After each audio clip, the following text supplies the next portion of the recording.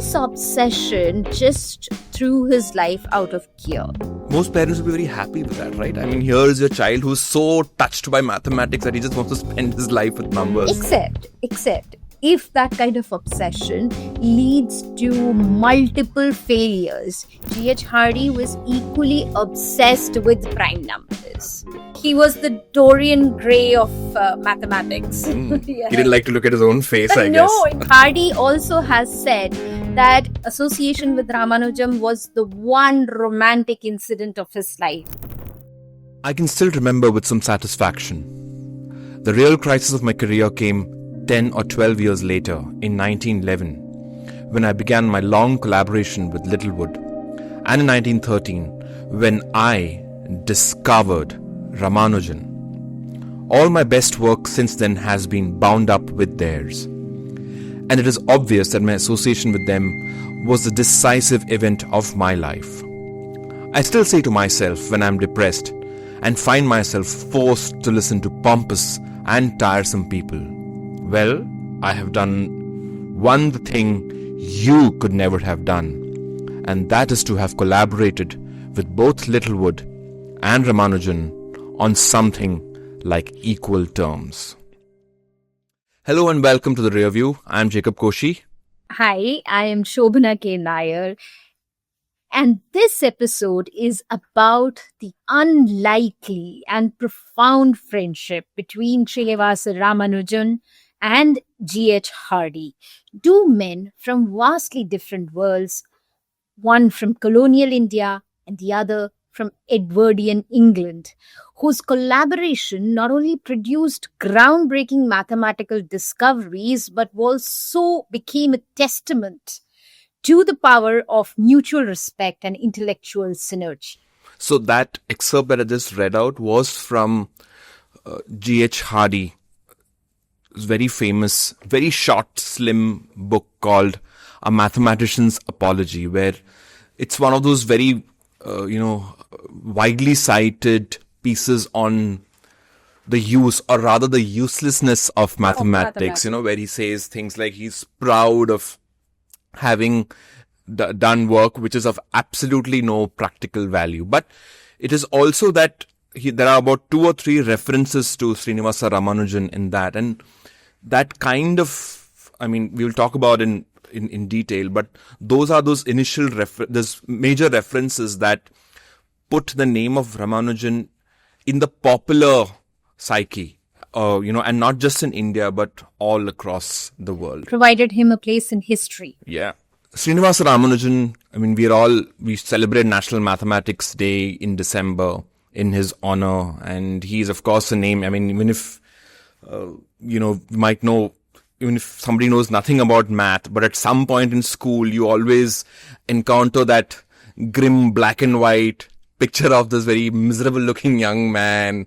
And then you are told by teachers that is genius. That is the symbol of genius. That's what you must aspire to be. Yeah. So he was born on December 22nd, 1887 in Erode. He grew up in a modest Brahmin household. His father was a clerk and his mother a very, very strong woman. Domineering is the word? Well, I'd rather not use such adjectives. He shared a strong bond with his mother, and she had a prominent influence on his life and his choices. Like all geniuses, he was different. He was right from his early childhood. He had started displaying the signs of his genius. He was obsessed with numbers. He spent hours working with them on his slate, and he passed his school with flying colors. So his story thus far till high school was actually almost cliched. A prodigy who stuns everyone with his skill at manipulating numbers, who walked off with merit certificates. And he's this poor boy in Tamil Nadu, and he did not come from a privileged background where he was tutored or where he came from a family of great learning. Even Nehru had said that what made Ramanujan remarkable are that I quote from him, his brief life and death are symbolic of conditions in India. I mean, the sheer improbability that somebody like him could nurture in a condition that was so hostile to something as refined as pure mathematics, which is the abstract of the abstract fields. And that is what makes his, his life and journey remarkable. As usual, Jacob, you're jumping the gun here. I'm not jumping the gun. I'm just preparing the gun. Yes, okay, let me bring you back. So, as I was saying, his life was till high school. It was a cliche, all the teachers gushing, classmates are in, He was doing his homework. object of Everybody's envy, on the homework. doing homework, the insufferable child. But that was only till 1904. Now, it is the year that he is to join the government college in Kumbakonam, and he already has a scholarship on the basis of his performance in this school. Life is all about balance, and Ramanujam was now his life was going to get out of gear, out of balance. Why? He came across a book in the last year of his high school called A Synopsis of Elementary Results in Pure and Applied Mathematics by George Shoebridge Carr. This book was a compilation of 5,000 or so equations, and it was no great book. It did not... It wasn't really a textbook. It was like, for, when you're preparing for examinations, especially like the IIT JEE, you have these compilations of problems and, just, tough things that, students might do well to remember. It was written more in that style. It was like a guide, so to say. It didn't even give solutions to most of the problems, at least the step-by-step solutions. In fact, that is what helped Ramanujan, because it tickled his curiosity. It was like a map, and a very bare map at that. It was just giving direction, go left, go right, go straight. And he became obsessed because one by one he would start solving the various formulas and in the process of proving one formula after the other, in fact, he discovered a lot more. And this obsession just threw his life out of gear. Most parents would be very happy with that, right? I mean, here's your child who's so touched by mathematics that he just wants to spend his life with numbers. Except if that kind of obsession leads to multiple failures. He had a scholarship to begin in the beginning of his college year. The next year he flunked. His scholarship was taken back. Eventually, he had to drop out of the college. What did he flunk in all the other subjects? He English flunked in stuff. every other subject, philosophy, English. She just did not care for anything else because he was very busy. And it's not just that he was hanging around doing nothing. He was actually solving one by one all of these equations. And in fact, this was around this time that he started maintaining a notebook where he would scribble all these formulas. And let's say notebook, because a paper was very precious to him. I mean, mostly he used to write on the slate, and there are these interesting stories about how his elbow was constantly blackened with. He would write and then use his elbow. It was in this hurry. The mathematical ideas came so furiously to him that it was faster for him to just use his elbow rather than go look for a eraser or a piece of cloth. And paper was precious for him. I mean, he says that he could not afford enough paper and, Let me now paint a picture of what Ramanujan looked like. And it is from this book written by Robert Kanigel, The Man Who Knew Infinity. It is a brilliant, outstanding book, and I would recommend everyone to read and the basis of that movie, which has Dev Patel as starring as Ramanujan, he looks nothing like Ramanujan. And here's why. It's the Slumdog Millionaire version of Ramanujan and his wife life. But there is his wife too. Yes. Anyhow, so this is what Kanigel is saying, that at 20 years of age, this is how he looked. He was short and squat, with a full nose set on a fleshy, lightly pockmarked face, bare of moustache or beard. His shaved forehead, with its prominent red and white caste mark, and the rest of his full black hair gathered behind his head into a tuffet, made him seem even rounder and fleshier and fuller than he was. but there was no thick, lumbering sluggishness to Ramanujan's bulk. If anything, it was more like that of a sumo wrestler or a Buddha, with a lightness to it and even delicacy. Definitely not made for Hollywood. Yes, no. So obviously, when you watch that movie, be mindful that that's not how Ramanujan looked at all. Yeah. So in the next a year or so, the next few months, he was married off to beautiful Janaki, and he also started. She was really young. She was barely 10. No, a little older. A little older? Okay. He started working as a clerk at the Madras Port Trust.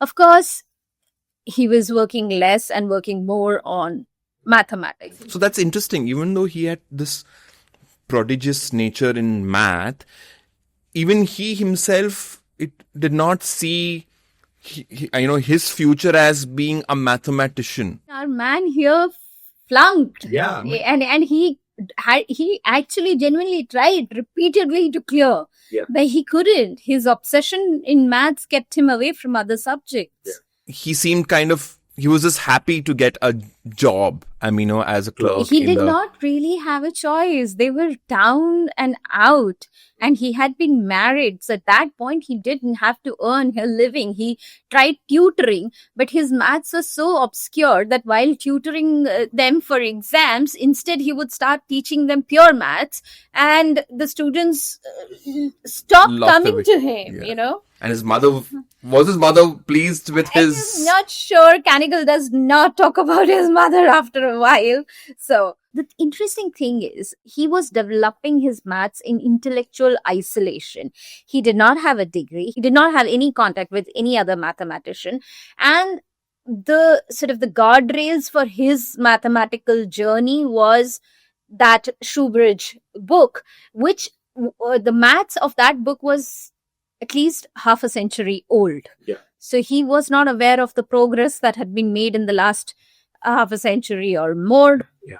But it was not all as grim, because even in his even the institute or the college where he was trying repeatedly, the professors of mathematics did note that this was somebody with with special talent. What was the Shah Rukh Khan dialogue, Jacob, from Om Shanti Om? अगर किसी चीज को दिल से चाहो तो पूरी कायनात उसे तुमसे मिलाने की कोशिश में लग जाती है. When you really wish for it, the universe conspires. Exactly. So for him also the universe was conspiring. Almost everyone in his life realized that here was a man far too special to be ignored or to be tucked away in one office of the Madras Port Trust. His immediate boss, the person who headed the Port Trust, they all reached out to every person with any mathematical acumen, and they sent his textbooks to them. And it was at this point that he started writing to the various mathematicians in the Cambridge. Because there was also the Indian Mathematical Society that was, that had its journals where you would collect these problems and, you would send solutions, like sending solutions to crosswords, puzzles, and, hoping for somebody to respond to that. So I think he had already started, and I'm sure he wrote quite a bit. And these notebooks, he had been filling a lot of his notebooks with his own private digressions. He was showing it to some of the, associates in the, in the mathematical society. And that's when I think in very local circles, his reputation had started to build. And luckily being in being in Chennai, Madras. In Madras, it was not in Chennai then, and it was, and because of the English officers, there were attempts to ensure that somebody somewhere, and this actually literally means Oxford or Cambridge, would take notice. So he wrote to at least 2 mathematicians in Cambridge before he wrote the letter to G.H. Hardy. Of course, those other 2 mathematicians completely ignored, and there was no response from them. But it is interesting. I'll read out a very small portion of his letter that he wrote to G.H. Hardy. He said, "Dear sir, I beg to introduce myself to you as a clerk in the accounts department of Port Trust office at Madras on a salary of only £20 per annum. I am now about 23 years of age. I have had no university education, but I have undergone the ordinary school course. After leaving school, I have been employing the spare time at my disposal to work at mathematics. And this is a very interesting line. I have not trodden through the conventional regular course which is followed in a university course, but I am striking out a new path for myself. I have made special investigation of divergent series in general, and the results I get are termed by local mathematicians as startling. So if you see, it is part humble, part bragging, part confident, part pleading. It is a mix of everything. And he also sent, and then he encloses a 9-page formulas of that he had been working on, theorems that he had come up with. And there was also one big teaser in his letter which said, I have found a function which exactly represents the number of prime numbers less than x. So that is, I mean, if you wanted to find, let's say, how many prime numbers are there between, say, 100, he had a kind of formula. And that was a big thing because, the whole idea of prime numbers is that, yes, it is known that they're infinite. They never end. But they followed very irregular patterns that suddenly, for vast stretches of numbers, you would find lots of primes and then but then for long stretches, there would be very few primes and then they'd suddenly increase. So it was always been this a matter of mathematical intrigue as to, is there a real formula to predict prime numbers? And the interesting part is the person he sent that letter to, G.H. Hardy, was equally obsessed with prime numbers. Absolutely, yeah. In fact, he was a confirmed atheist, even from his boyhood. But whenever he went to church with his mother, he would try to find the factors in factorized numbers in the hymn books, right? Yes. So he was that obsessed with the prime numbers. So Hardy was the Cambridge Don. And, nothing gangster about him as that word. He was a beautiful man. And Canicle, in fact, in his chapter on Hardy, introduces him as he was a study in perpetual youth. Okay. Yeah. So he would have been he was the Dorian Gray of mathematics. Yeah. He dn't like to look at his own face, I guess. No, in fact, exact opposite. He hated the looking at himself. He turned away but that from is Dorian Gray. mirrors. Dorian Gray was afraid that if he saw himself as he truly were, he would, he would die or something like that. Which is why he covered all the mirrors.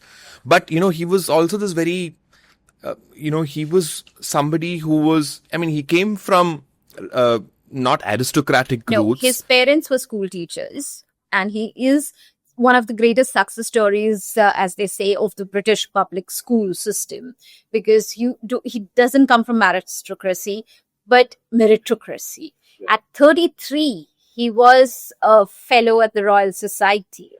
And in fact, it is said about Hardy that for 300 years before Hardy came into Cambridge, the British mathematics was flailing. After Newton, nothing worthy had been done in the British Mathematical Society. And it is Hardy who actually started thinking anew and thinking afresh. And one last thing I need to say about Hardy, because I think this is something I really liked about him. So those of you who have been watching our episodes regularly would remember multiple times we have mentioned in various episodes the famous, or rather infamous, tripos. That exam in few... which is like our entrance exam. The predecessor of entrance, the father of our entrance exams. And Hardy hated that. Hardy believed that you cannot create anything beautiful by just sitting sitting under just pressure for a few hours and answering a few questions. So when he had the first chance, he introduced various reforms in the tripos. So, and he was one of those advocates for branching into new areas of, of mathematics.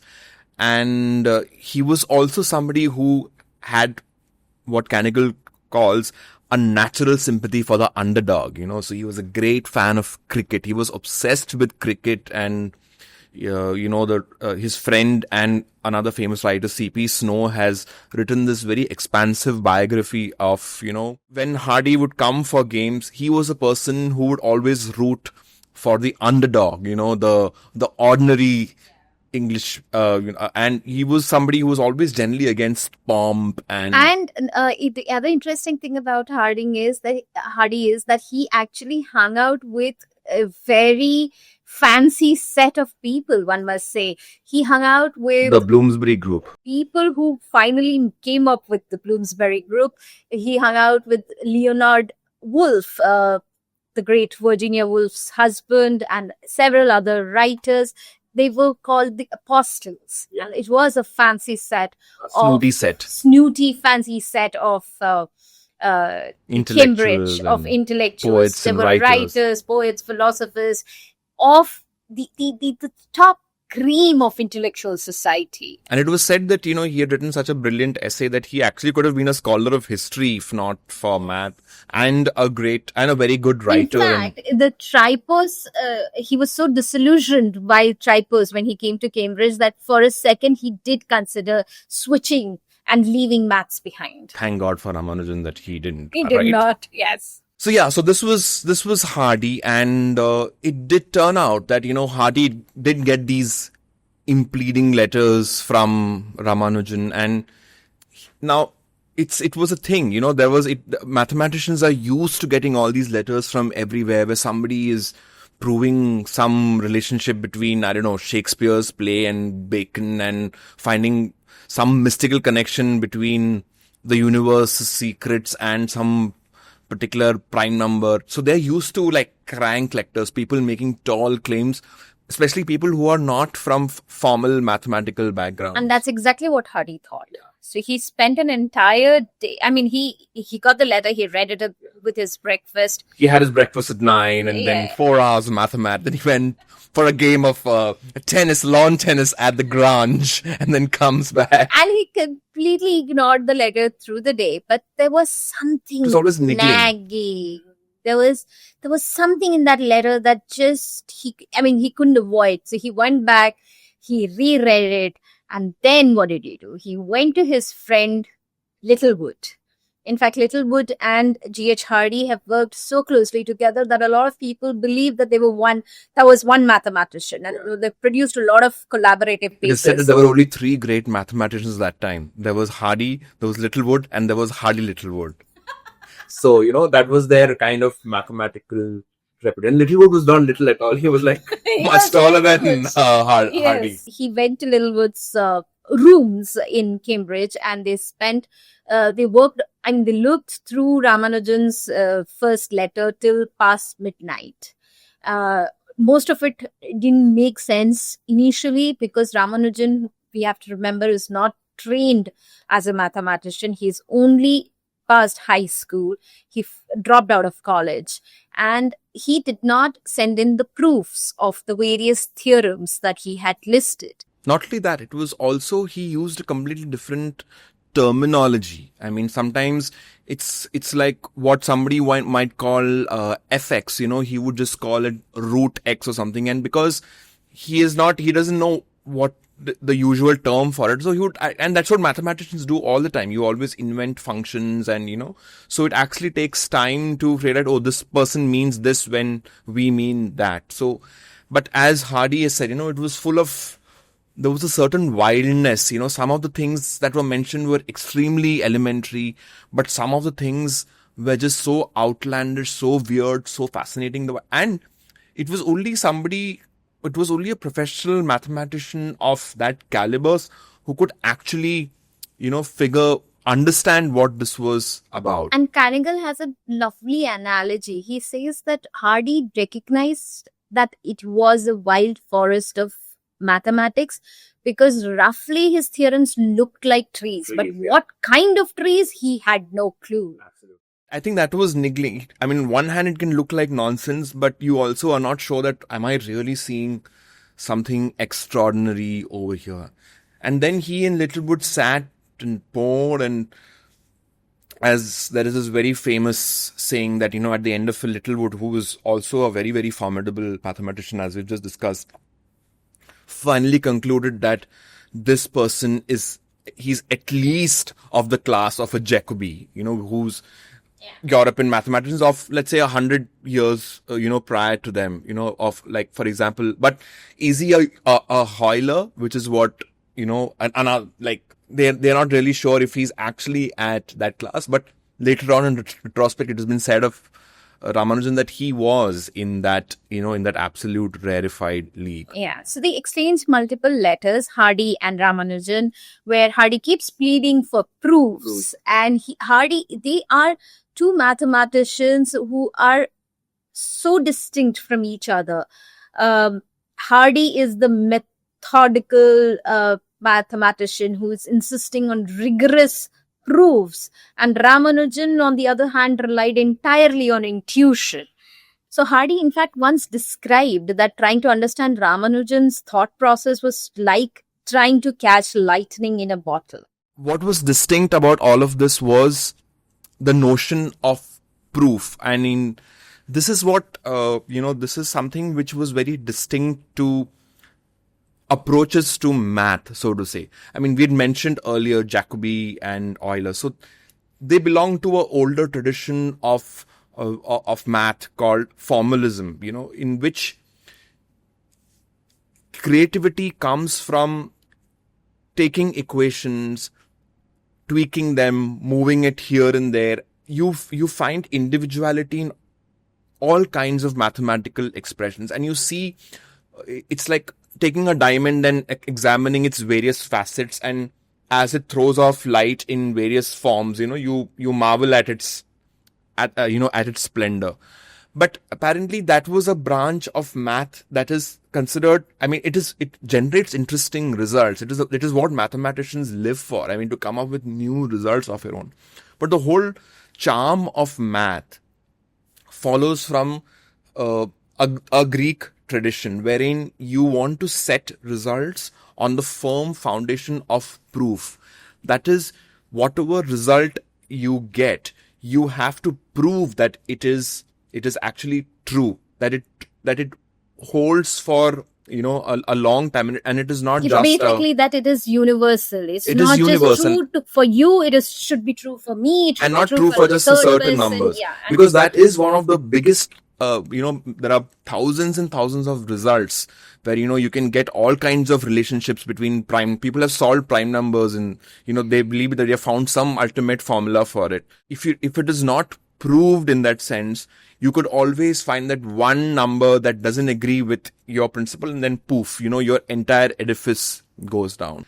In fact, Hardy has, there is this anecdotal conversation that happened between Hardy and Bertrand Russell, another formidable mathematician and logician, etc. Hardy told Russell that he would be happy to really prove anything. If I could prove by logic that you would die in 5 minutes, I should be sorry you were going to die. But my sorrow would be very much mitigated by pleasure in the proof, so to say. So that's part of his his way of explaining the significance of proof. Whereas Indian mathematics historically has been concerned with results, finding relationships, and in fact it is even going back to the Arabic.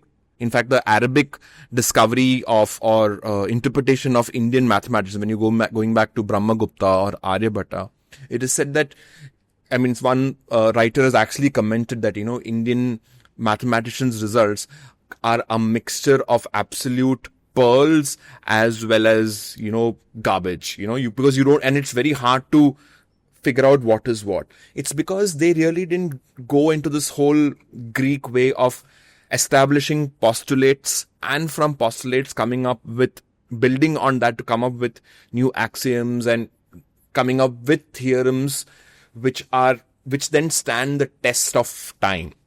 And this is what and this is what Hardy really meant when he asked Ramanujam for proof. But as we have said, Ramanujan has just learned all his math from Carr. He's obsessed with the results. He's very much in the Indian tradition of mathematics. And by that time, frankly, there was not really much of a tradition going on, because it was all a mess, in terms of a systematic education system. Yeah, so in 1914, Ramanujan finally arrives in England. He had to secure a scholarship, and he had to crowdsource to arrive here. And he left his family behind, his culture behind. He was actually, in a way, swapping the intellectual isolation to cultural isolation. And he had a lot of cultural hang-ups first on traveling, right? Huge. He hated the Western clothes. They cinched his waist too tight. He refused to wear shoes because they pinched his toes. He was adamant, and the only promise that he had given his mother was that he will remain vegetarian. He had never cooked in his life, but he had to cook there. He couldn't understand the cold, and he didn't know how to deal with the cold. I'm sure even the language would have been challenging for him. Not so much. His English wasn't as bad. No, but the accent, and you're in a different. He had a very sing-song manner of speaking. He was obviously exotic, but the Ramanujan is a very complex man. He knew how to hold on to himself in a sea of uniformity. He saw himself as an exotic being, and he sort of steadfastly remained true to himself in that manner. He was used to being exotic. Yeah, I guess he was used to being exotic. Can you imagine, Jacob, Ramanujan and Hardy's meeting? Because these two men, they were so different in their outlook. First of course, there is an age gap between the two. Secondly, there is a difference in their outlook. Ramanujan is an out-and-out spiritual person who believed that a lot of his maths is coming because of his devotion to the god, and it is God who is writing on his tongue all those. The goddess Namakal, that is the personal deity of which his mother was a adherent to, I guess. Yes, while Hardy is a confirmed atheist, and it must have been, and all Hardy and Ramanujan spent several hours of a day together working on maths together, on various theorems and formulas. And Hardy, in fact, went out of his way to straighten out the theorems to prepare them for publication. And plus his notebooks. I mean, Ramanujan had bought all his notebooks, and apparently even till today, they still remain a source of mathematical inspiration. There are people who are still trying to find proofs of several results that, that he had just set forth. And, it's at this time I'm always a little, intrigued about what exactly was the kind of, intellectual relationship between the two. I mean, did Hardy only see Ramanujan as this fount of exotic ideas who needed to be tamed and kind of molded to be understandable? I mean, that was a big concern. I mean, what if you just, you tried to manipulate this one person into becoming a source which you used to then for your own greatness? I mean, this could have really been a detrimental. This could have had a detrimental impact. I mean, imagine a more privileged person using somebody else's talent to just further their own reputations. Well, one thing is there, Hardy never ever took any credit for Ramanujan's original work. But he never shied away from taking credit when he also made a contribution. So that's what in the reading I called him. They have co-authored a few papers, and he had no problem doing that. But he never. I think Hardy was a very upright man, at least in that. But manner. There is that in the reading that I started out with. As he says, his proudest moment was the discovery Yes. of Ramanujan. Yes. As if is he a Kohinoor, an object to be just discovered, and right, discovery means that, something is just lying there, shining, resplendent, and you as a person have gone and picked it up. That person, the diamond, the Kohinoor doesn't know that it shines, but it is the discoverer who shows off to the world that I have discovered the Kohinoor. So, Hardy also has said that Ramanujan, association with Ramanujan was the one romantic incident of his life. So I'm sure he called it his happiest discovery. Hardy. It is Hardy who himself, who also has said that association with Ramanujan was one romantic incident of his life. So I think you should give leeway to Hardy. Yes, the thing that you can fault Hardy off was his standoffishness. He was I guess it was just being British, stiff upper lip British. Exactly. He was just being British and a little too British in that sense. That, and in fact, he acknowledges later in his life that perhaps he should have spent more time getting to know Ramanujan the person, but he just focused more entirely on Ramanujan the mathematician. And as the biography says, that if it is, this apparent standoffishness, and it was not at all hunky-dory for Ramanujan. He, as you said, he had real difficulty adjusting to English climatic conditions, and there is this, I find it scarcely believable story about how he didn't know what to do with blankets. He saw it's cold. He just put blankets and laid them out and slept on it, rather than figuring out that a blanket is something that you use to cover yourself. And apparently that exposed him to extreme cold and is responsible for the many illnesses that seem to, sabotage him. Found him. Yeah. Didn't Hardy tell him how to use blankets? I guess that's exactly what Hardy is saying, that he didn't know him as a person as much as he would have liked to. They did not have a heart-to-heart conversation. And there is that unsavory incident of his attempted suicide. Yes, exactly. So I was coming to that. But there are at least two instances which shows that Hardy did care a lot for Ramanujan. One is when Ramanujan was first rejected. Hardy is trying to promote Ramanujan in every which way, promote his career in every which way. It was Hardy who campaigned to get Ramanujan elected as a fellow in the Royal Society.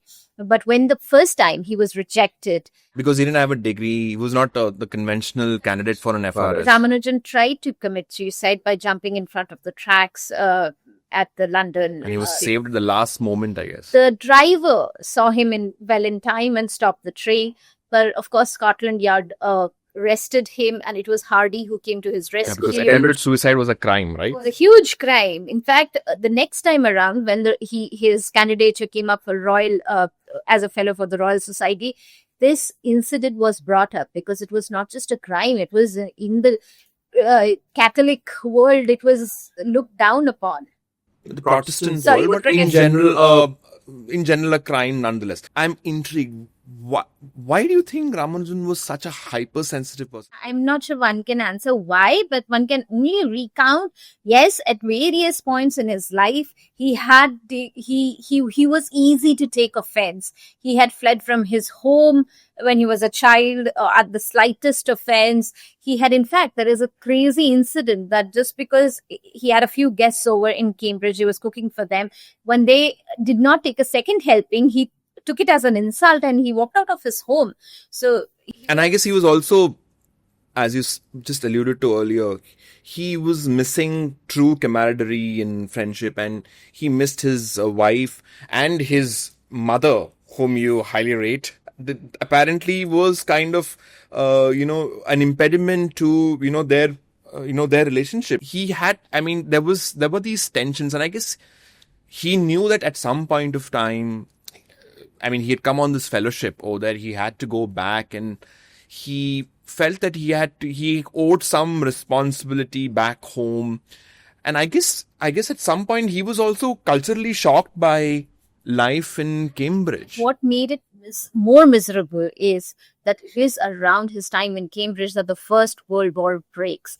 There, it is depressing to be around in Cambridge because all your fellow students, your teachers, they are enrolling for the war. There is the sick There are air raids happening here air and raids there. happening. The sick are coming. Soldiers who are maimed and who are broken in spirit and body. They're arriving at Cambridge. So it was a very miserable time to be around at that point. And the fact that he was a vegetarian and he tried and trying to keep his body and Yeah, soul getting rice together. and sambar Sambar would was be huge, very, very challenging. So he started falling sick. And in fact, soon after this attempted suicide, he had to be admitted to a sanatorium for nearly an year. And Hardy was around all this time. So we cannot say that Hardy had a very impersonal relationship or had only a professional relationship, because I don't think a colleague of yours would spend a year taking care of you in the hospital unless and until that person cares for you a little more than And it was in one of these hospital visits, there is that, legendary tale which is recounted to school students to explain the genius of Ramanujan. Because let's say, we talk a lot about Ramanujan's genius. I mean, we've discussed prolific authors, etc. But this field of math that Ramanujan worked is so rare and so abstract that it's beyond my comprehension to be able to even understand myself, scarce alone explain to somebody, what exactly was the genius element, of it. But as somebody, there is this very legendary story when he was there in recovering in the hospital. One day, Hardy just came to see him, and Hardy, of course, he was not the kind of person who was great at pleasantries. So he just said that I saw this, the taxi I came by had a very, had a very dull number. It was 1729. And Ramanujan said that, oh no, it's not a very dull.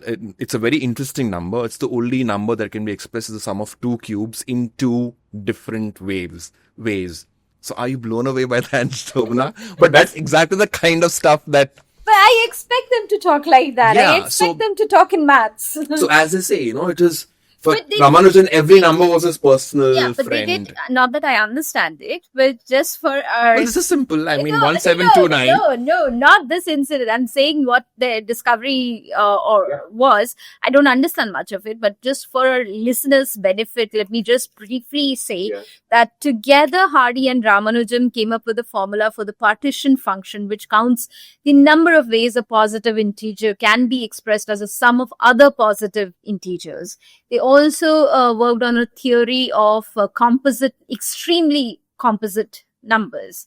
Yeah. So, and of course, their constant endeavor was to crack The prime number theorem. a pattern or a theorem that could predict the prime numbers. Predict future primes. Yeah, future primes. But that is one thing that they couldn't. And not that anybody has till now. So there is no loss to them. Yeah. And it's thanks to that modern cryptography exists because of the prime numbers the way they are. So he finally returned to India after... Sick, and he was emaciated. He was like a bag of bones, apparently. Yes. After the war ended, he returned to India. And unfortunately, within a year, he died. Oh. And he was never himself, or at least his associates, they say that, he had been a generally jovial person who left, but he came back very cantankerous. And I think at some point he realized the different world that he originated from, the world that he had lived in, and now he was back to this. So it's always been a set of mystery to me as to was it just his physical ailment that kept him on the edge, irritable. There were fights in his house all the time involving his family members. There were, he came back with a fairly decent, a decent paycheck. He had a £250 a year, the equivalent of a salary.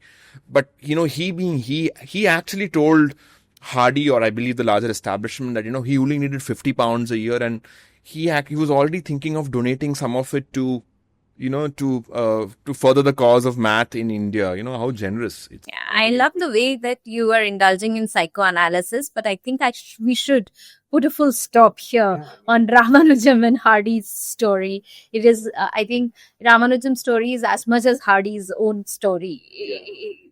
So anyway, he just died at a very young age of 33. Of 33, and but it is, and this was in 1920, and 10 years later, you have C.V. Raman, who wins the Nobel Prize, and just before, or almost more contemporary with Raman are, let's say, S.N. Bose, the other mathematician, J.C. Bose, who's of course much senior to him, and whose ideas of of plant physiology and electromagnetism we've discovered.